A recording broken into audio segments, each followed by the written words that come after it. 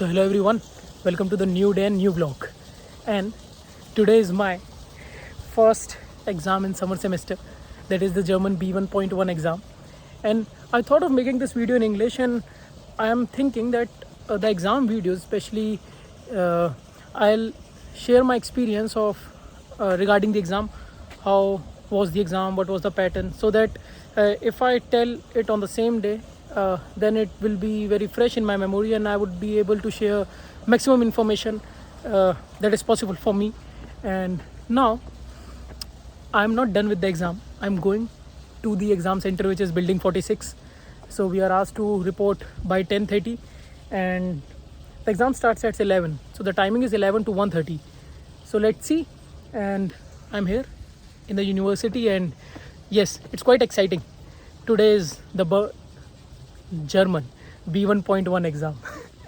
So I still have 20 minutes. So I would like to point out this thing, that I will be adding all the videos, as I mentioned before as well, in the RPTU playlist. So the exam videos as well, where I'll try to talk with Muntasir as well about his experience, and I'll try to add these exam related subject specific videos in the RPTU playlist, so that can be helpful for as many people as possible who are coming to RPTU, or who want to come to RPTU. And yes, I'm just chilling here. It's it's quite a cloudy day, but it's cool. So this is our beloved building 46.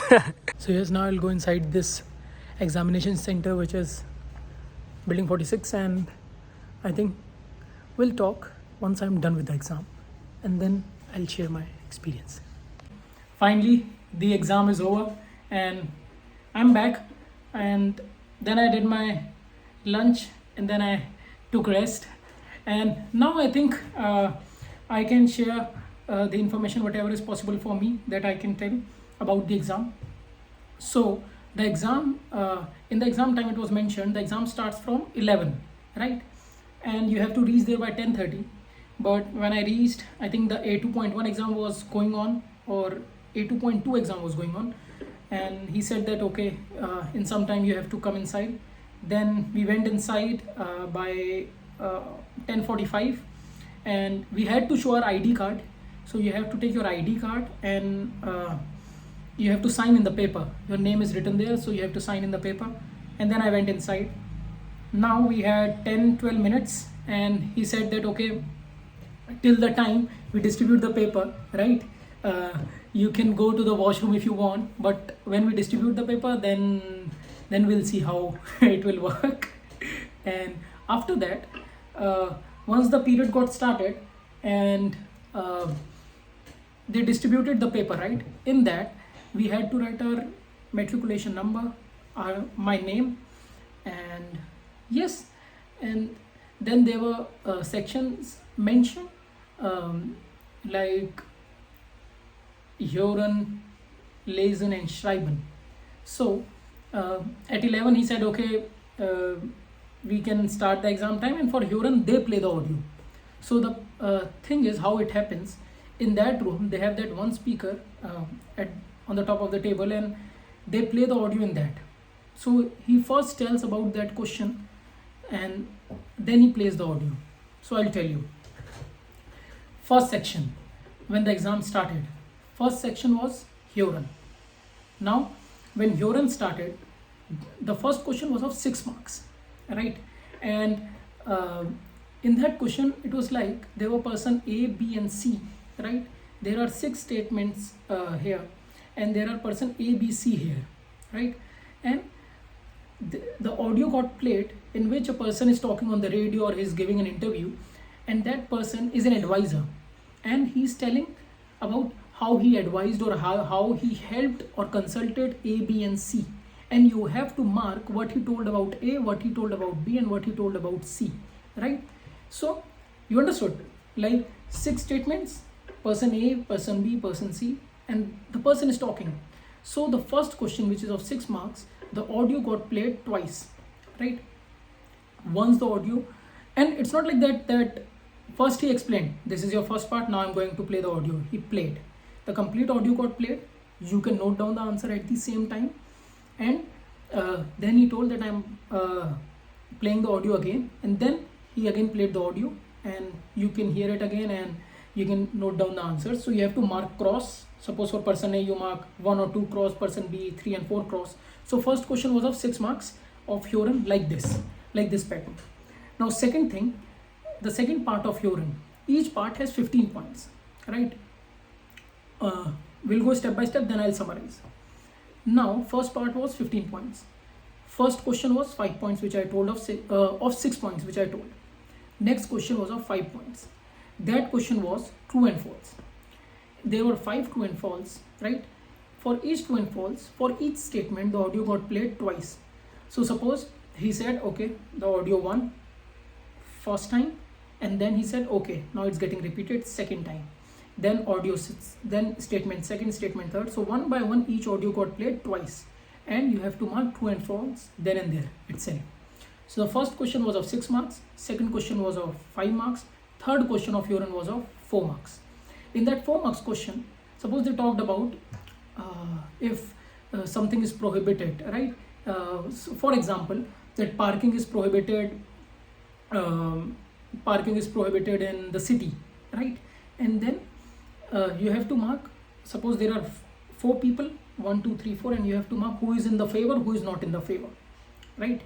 So if I summarize Huron part, first question 6 marks, statements and person ABC, like which statement matches to which person. Second question, true and false, different statements like train is getting late, or there is parking place, there is no parking place, audio gets played in twice. So first and second question, audio get played twice. Third question, the audio played only once in a single bit, in a line, right? They don't repeat it, or not one by one. They just replay that entire audio for the third question once, and then you have to mark for all the 4 person. First question 6, second 5, third 4. The Huron part is done for 15 marks. This was the Huron part. Now let's come to the lesson part. Lesson is the reading section. First one was the listening section. Now for the reading section, we had one passage, and in that passage, suppose it's one page on the left side, and on the right hand side I had 10 true and false questions, right? And the entire question was of 5 marks. So 10 true and false question, and it was related to like, do you have to buy product from regional market, or you get the product from supermarket? If you get it from there, the CO2 impact gets increased. If you buy from regional market, you get to know about the different cultures. And it was like that passage, and regarding that passage you have 10 true or false. Combined marks was 5 marks. So the first question lesson 5 marks, 10 true or false. Second question of the lesson part was 6 paragraphs were given, okay, and 5 texts are given, 5 statements are given, right? And in 5 statements, 4 of them matches to one of the 6 passages. So out of 6, 4 of them matches, and 5th statement, or any one of the those 5 statements, one of them don't match to any passage, so you have to write 0. So in short, suppose it was written what you can consider major topic. Suppose that after studies, what he want to do, what they want to do after studies, right? And so suppose one person said, oh, I want to do the job directly after studies, I want to extend my studies. Third person says, I want to do social work after studies, and their name is written. This theme, the explanation, and their name. Suppose Anna said this, Mark said this said this, 6 passages. Now in the question, 5 statements were written. So in front of the statements you have to write the name. What do you think, who meant this statement, to whose name this statement matches?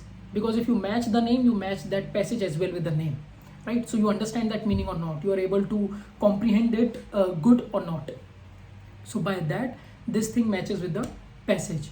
And 4 of the questions, 4 of the statements matches with the passages, like 4 out of 6, and 1 of them has 0, it doesn't match to any passage, right? I hope you understand, like 6 passages, 4 of them matches, and 1 of the statement has 0, it doesn't match to any. So it's like selecting 4 out of 6 statements, right? uh, because one of them don't match to any option. Right? So you have to mark 0 there. Now this was the second question, 5 marks.